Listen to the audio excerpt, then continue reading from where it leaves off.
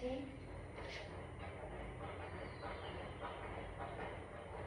सास तान्ने र सासलाई छोड्दै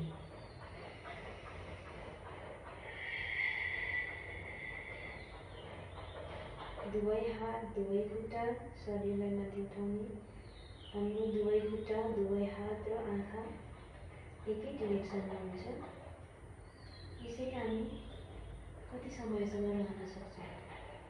1 देखि 3 मिनेट अथवा कति।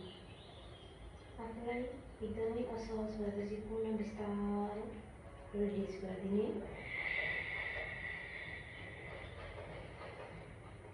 पुनः एक क्रियालाई दोहोऱ्याउने।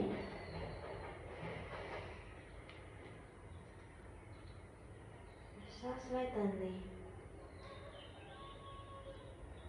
हात आँखा र हाम्रो फोकस हाम्रो खुट्टा एकै डिरेक्सनमा हुनुपर्छ।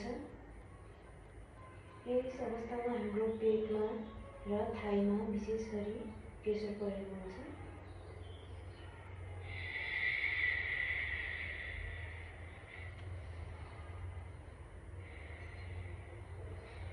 यो प्रक्रिया